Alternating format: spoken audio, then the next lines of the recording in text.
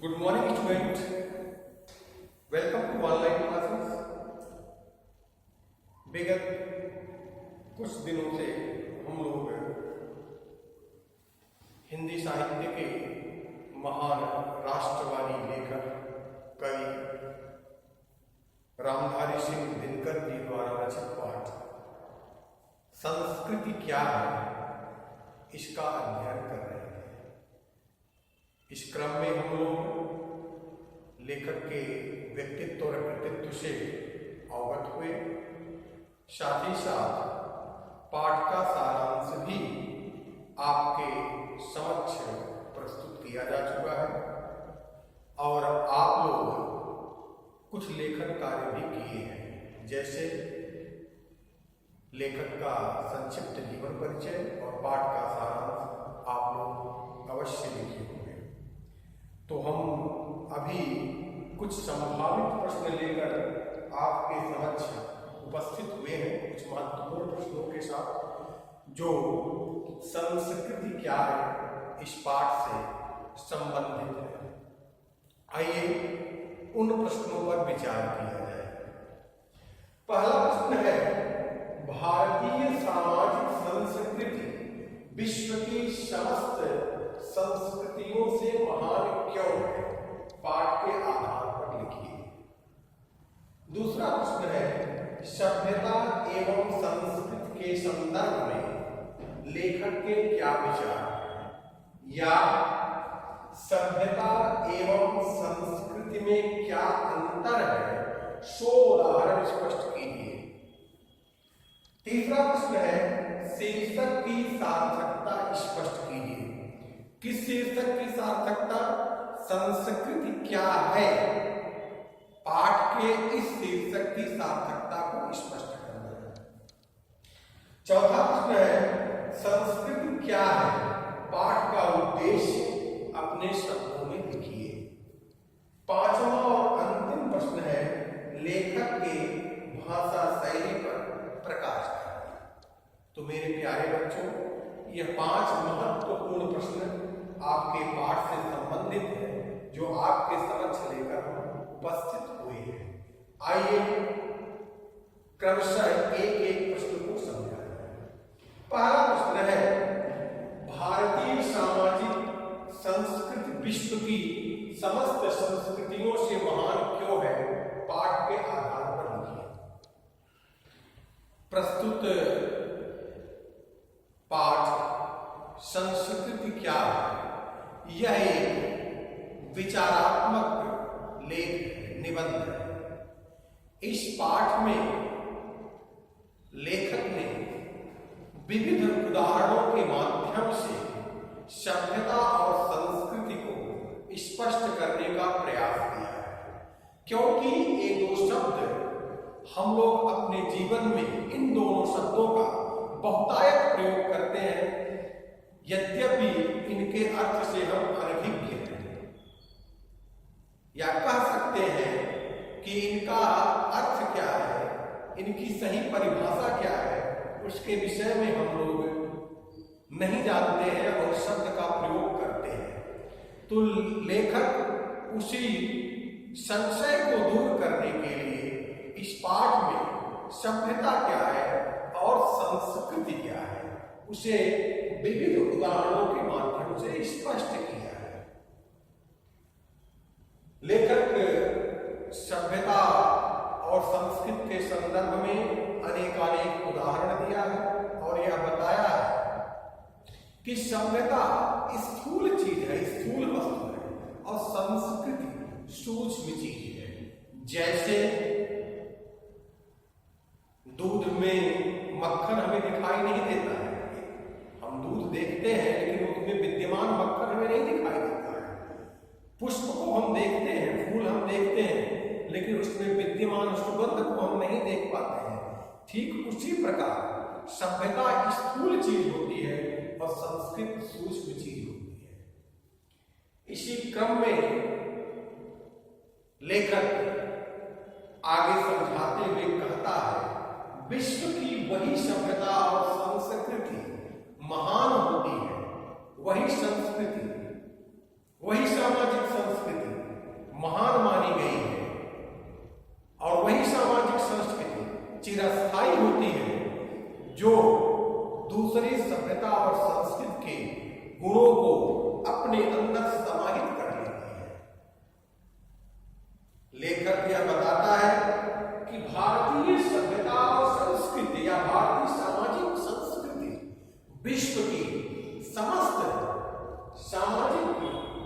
संस्कृतियों से महान है, क्योंकि इसने विश्व की समस्त संस्कृतियों के, विश्व के समस्त महानतम संस्कृतियों के सद्गुणों को अपने अंदर समाहित कर लिया है।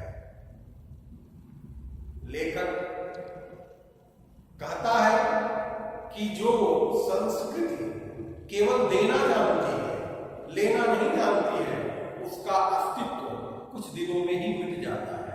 और जो संस्कृति देने के साथ साथ लेने का भी गुण रखती है, अर्थात दूसरी सभ्यता और संस्कृति के सद्गुणों को अपने अंदर समाहित करने में कोई गुरेज नहीं करती है, कोई हिचकिचाहट नहीं होती है, ऐसी सभ्यता और संस्कृति महानतम सभ्यता और संस्कृतियों में इनकी गणना होती है। और ऐसी संस्कृति चिरस्थायी होती है।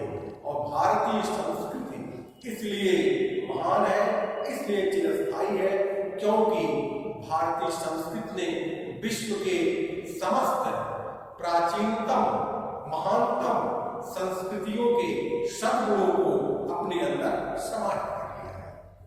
तो इस प्रकार पहले प्रश्न का उत्तर आपका दूसरा प्रश्न है, सभ्यता एवं संस्कृति के संदर्भ में लेखक के क्या विचार है, या सभ्यता एवं संस्कृति में क्या अंतर है, सो उदाहरण स्पष्ट कीजिए। तो मेरे प्यारे बच्चों, इस पाठ में लेखक ने भाई सभ्यता एवं संस्कृति के संदर्भ में लेखक के क्या विचार है, या सभ्यता एवं संस्कृति में क्या अंतर है, सो उदाहरण स्पष्ट कीजिए। तो इस पाठ में संस्कृत क्या है, इस पाठ में लेखक ने यही किया ही है कि सभ्यता क्या है, संस्कृति क्या है।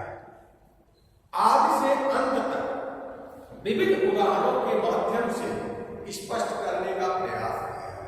लेखक समस्त मनुष्यों को, पाठकों को यह बताने का प्रयास किया है कि आखिर किस चीज को हम सभ्यता कहेंगे, किस चीज को हम संस्कृति कहेंगे। आखिर सभ्यता क्या है, संस्कृति क्या है, कल्चर क्या है, सिविलाइजेशन क्या है। इसी चीज को लेखक ने आद्योपांत स्पष्ट किया है। प्रारंभ में बताया है, लेखक प्रारंभ में यह कहते हैं कि जो हमारे पास भौतिकता की वस्तुएं हैं, वे सभ्यता की निशानी है। जैसे गाड़ी, बंगला, नौकर चाकर इत्यादि चीजें, जो भौतिकता की, जो विलासिता की वस्तुएं हमारे पास उपलब्ध है, वे सभी चीजें सभ्यता की निशानी है। और संस्कृति, उन चीजों को हम कैसे व्यवहार में लाएं, कैसे उन्हें प्रयोग किया जाए, यह हमारी संस्कृति है। आगे स्पष्ट करते हुए कवि कहता है, स्पष्ट करते हुए लेखक कहता है कि जरूरी नहीं है कि जो सभ्य इंसान है वह संस्कृत हो, और यह भी जरूरी नहीं है कि जो संस्कृत मनुष्य हो वह सभ्य भी हो। क्योंकि कभी कभी जो व्यक्ति जिनके पास विलासिता की वस्तुएं अनेकानेक हैं, लेकिन संस्कृति के गुण उनमें नहीं होते हैं, और कभी कभी जंगल में रहने वाले आदिवासी तबके के लोग, या हम कह सकते हैं जो हमारे ऋषि मुनि जो जंगलों में रहते हैं, वो सभ्य नहीं रहे होंगे, लेकिन संस्कृत मानव थे। क्यों? क्योंकि वे सभी से प्रेम करते थे, उनके अंदर अनेकानेक सद्गुण थे। जीवों से प्रेम करते थे, प्रकृति से प्रेम करते थे, लोगों के उत्थान के लिए प्रयत्नशील थे। तो इस प्रकार से जंगल में घास फूस की झोपड़ियों में रहने वाले, मिट्टी के बर्तन में भोजन बनाने वाले, खाने वाले, वे समस्त मनुष्य सभ्य भले ही न रहे हो, लेकिन संस्कृत मानव थे। इस प्रकार से लेखक अनेकानेक उदाहरणों के माध्यम से सभ्यता और संस्कृति को स्पष्ट करने का प्रयास किया है। लेखक क्या बताता है कि जब हम किसी घर को बनाते हैं तो हमारा वह घर सभ्यता का निशानी है, लेकिन घर का नक्शा कैसे होगा, रसोई घर किधर होगा, दरवाजा किस दिशा में होगा, स्नान घर किस दिशा में होगा, इन सब सारी चीजों, ये सब सारी चीजें हमारी संस्कृति की निशानी है। इसके अलावा लेखक उदाहरण देते हुए कहता है कि जैसे दूध है, दूध को हम प्रत्यक्ष रूप से देखते हैं लेकिन मक्खन हमें दिखाई नहीं देता है, जो कि दूध में ही विद्यमान होता है। हम पुष्प तो देखते हैं लेकिन पुष्प में जो विद्यमान सुगंध है हम उसे नहीं देख पाते हैं। तो उसी प्रकार सभ्यता में ही संस्कृत विद्यमान होती है। सभ्यता स्थूल चीज है, संस्कृत सूक्ष्म चीज है, उसी में वह विद्यमान होती है, वो हमें दिखाई नहीं देती है। इस प्रकार से लेखक इस पाठ में विविध उदाहरणों के माध्यम से सभ्यता और संस्कृत क्या है, उनमें क्या विभेद है, क्या अंतर है, उसे स्पष्ट करने का प्रयास किया है। आइए बच्चों अगले प्रश्न पर चलते हैं। शीर्षक की सार्थकता स्पष्ट कीजिए। या संस्कृत क्या है, पाठ के शीर्षक पर प्रकाश डालिए। या संस्कृत क्या है, शीर्षक उचित है या नहीं, इस पर अपने विचार व्यक्त करिए। तो आइए इस प्रश्न को देखा है।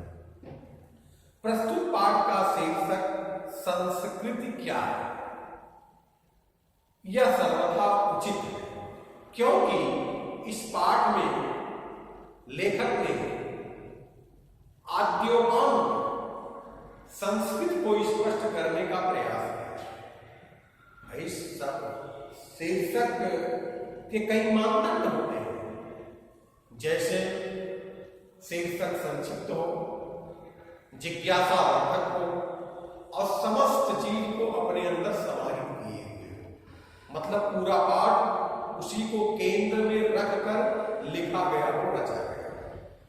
तो शीर्षक के इन मानदंडों पर इस पाठ का शीर्षक संस्कृति क्या है सर्वथा उचित है, क्योंकि पाठ का शीर्षक बहुत लंबा नहीं है, संक्षिप्त ही है। भक्ति क्या, संस्कृत क्या है, पाठ का शीर्षक बहुत विस्तृत नहीं है, संक्षिप्त ही है कि संस्कृत क्या है।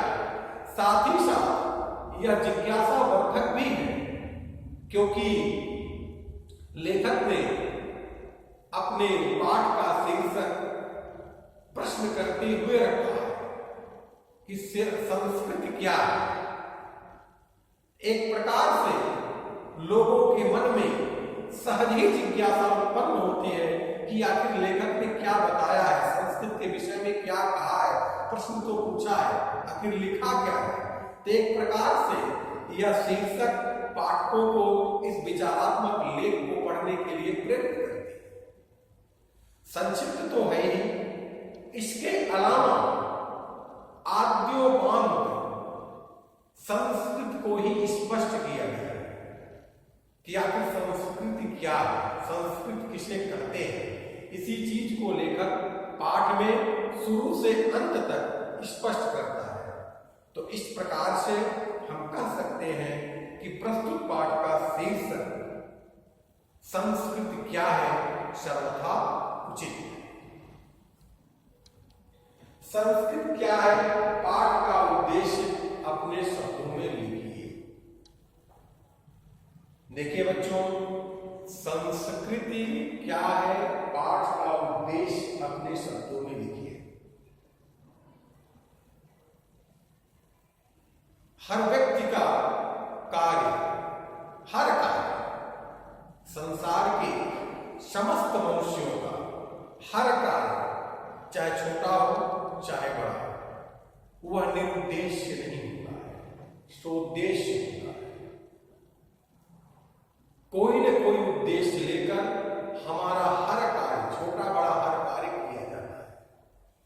फिर साहित्य सृजन जैसा महनीय कार्य निरुद्देश्य हो, यह असंभव है।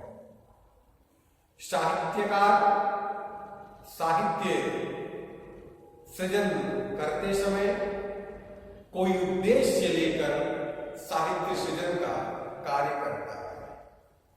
वह अपने पाठकों को परोक्ष रूप से कुछ न कुछ बताना चाहता है, और जो बताना चाहता है, जो कहना चाहता है, परोक्ष रूप से वही उस साहित्यकार का उद्देश्य होता है। क्या है, इसमें लेखक रामधारी सिंह दिनकर जी का उद्देश्य पाठकों को यह बताना है कि आखिर संस्कृति किसे कहते हैं, संस्कृत किसे कहा जाए। इसके अलावा पाठ के अंत में लेखक का उद्देश्य पूरी तरह से स्पष्ट हो जाता है कि लेखक यह बताना चाहता है पाठकों को कि भारतीय सभ्यता और संस्कृति विश्व की समस्त सभ्यताओं और संस्कृतियों में महान है। यही बताना लेखक के पाठ का उद्देश्य है। वह पाठकों को यह बताना चाहता है कि संस्कृति क्या है और इसके साथ ही यह भी बताना चाहता है कि भारतीय सभ्यता और संस्कृति विश्व की समस्त प्राचीनतम सभ्यताओं और संस्कृतियों में सर्वोपरि है, महान है। आइए अंतिम प्रश्न पर विचार किया जाए। लेखक के भाषा शैली पर प्रकाश डालिए। देखिए, प्रस्तुत पाठ संस्कृति क्या है, इसके लेखक राष्ट्रवादी विचारधारा के हैं और उन्होंने इस पाठ में अपनी राष्ट्रवादी सोच को ही प्रकट किया है। पाठ के अंत में उन्होंने भारतीय सभ्यता और संस्कृति को विश्व की प्राचीनतम सभ्यताओं और संस्कृतियों में महान बताया है, जो उनकी राष्ट्रवादी सोच का ही प्रतीक है। प्रस्तुत पाठ में लेखक ने तत्सम शब्दों का भरपूर प्रयोग किया है। इसे संस्कृति, लक्षण, परिभाषा, भाई पाठ में तत्सम शब्दों का भरपूर प्रयोग किया गया है। इसके अलावा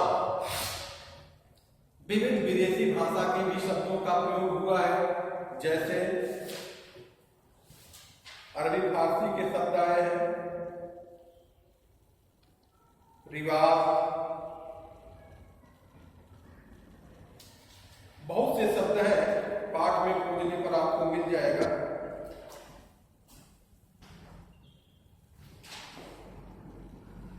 ओहदा, ऐसे बहुत से शब्द हैं। अंग्रेजी के शब्दों का प्रयोग हुआ है, सड़क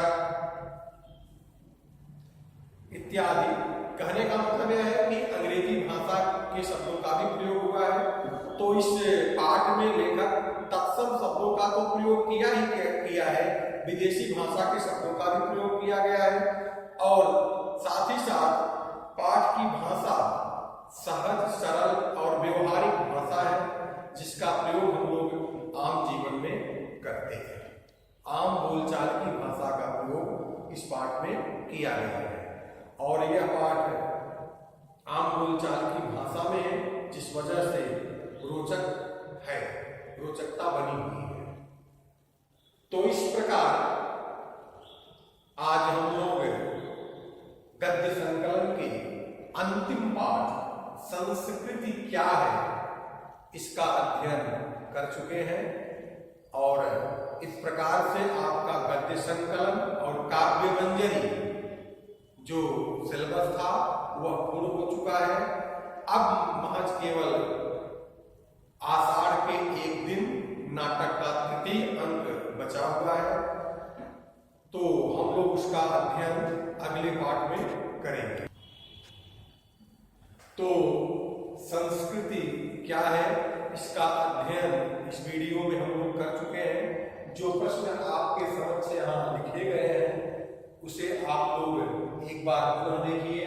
पाठ का नाम है संस्कृति क्या है, लेखक है रामधारी सिंह दिनकर। प्रश्न है भारतीय सामाजिक संस्कृति विश्व की समस्त संस्कृतियों से महान क्यों है, पाठ के आधार पर लीजिए। दूसरा प्रश्न है सभ्यता एवं संस्कृति के संदर्भ में लेखक के क्या विचार है, या सभ्यता एवं संस्कृति में 100 उदाहरण स्पष्ट कीजिए। तीसरा प्रश्न है शीर्षक की सार्थकता स्पष्ट कीजिए। चौथा प्रश्न है संस्कृत क्या है, पाठ का उद्देश्य अपने शब्दों में लिखिए। पांचवा प्रश्न है लेखक के भाषा शैली पर प्रकाश डालिए। इन पांचों प्रश्नों को आप लोग अपनी कॉपी में कर लीजिएगा और अगले वीडियो में हम आषाढ़ के एक दिन नाटक का अध्ययन करेंगे, तृतीय अंक का।